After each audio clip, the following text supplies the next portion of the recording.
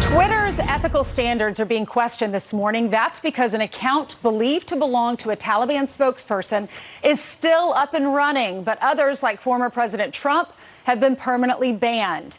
Joining us now to react is biotech entrepreneur and author of Woke Inc. that comes out today. We're going to get to that. Vivek Ramaswamy. Good morning to you, Vivek. Thanks for coming on.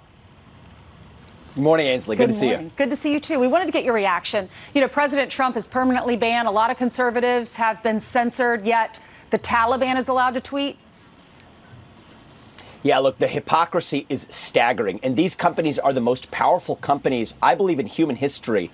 And they have now turned their back on America. And this is actually not only one of the themes I talk about in my book, this is one of the themes that we ought to appreciate as an American people right now, is that the companies that we have produced are not advancing American interests one bit. And the discussion about their terms of use or their terms of service really is just a smokescreen for being able to do whatever allows them to aggregate the most power on a given day. And the fact that they are now advancing the Taliban's ability to stage a coup while the 45th president of the United States cannot access the same platform says how far we've come since 20 years ago. I was in U.S. history class when those two planes hit the Twin Towers on 9/11 in 2001. I could not have imagined that 20 years later, platforms in the United States would censor the president of the United States while enabling the Taliban to fly their flag over the U.S. embassy on the 20th anniversary of 9/11. It's staggering. It really is. And we did reach out to Twitter for a comment, and we didn't hear back, of course. I'm holding a copy of your book. Brian and Steve have it, too. It's fascinating. We've all been reading through it this morning.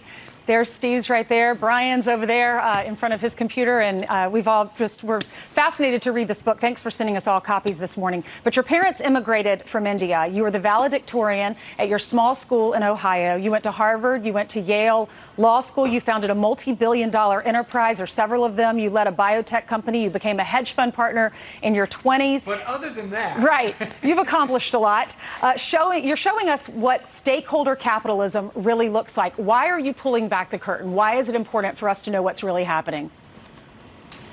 Look, I have lived in elite America. I wasn't born in it, but I've lived it over the last 15 years. And I think there is a defining scam of our century that the American people need to see straight for what it is. And it is that these companies pretend like they care about something other than profit and power precisely to gain more of each. And I think that scam is actually wreaking havoc on American democracy, because a small group of investors and CEOs now get to determine behind closed doors what's actually good for the rest of society at large. And I think that is polarizing our politics. It is racializing our society. It is dividing us to a breaking point. And even in the theme of today that we're talking about, with the sad events that are unfolding in Afghanistan, I look at the military-industrial complex and the way they led America astray to profiteer from the Middle East.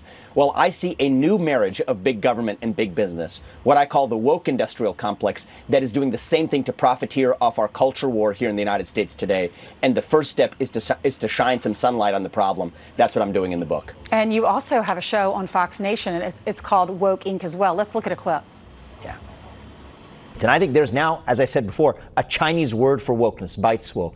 They understand this game far more deeply than any of us do. And I think that they are now using wokeism as a geopolitical tool to advance their own agenda. There's nothing like the threat if we get it wrong here at home. If we aren't focused on the things that matter, the value sets that our founders left to us, that understanding of our republic, then the Chinese Communist Party will have the space. Vivek, tell us more about the show. Yeah, sure. So actually, in that particular segment, one of the things I talk about in the show and also in the book is this is the first book to talk about the geopolitical implications of wokeism and woke capitalism. One of those implications is that when we are weak at our core, when we are obsessed with self-criticism as a country, which is what wokeism demands, we lose our ability to project strength abroad at the moments we need it most. I think we actually learned that lesson even in recent days.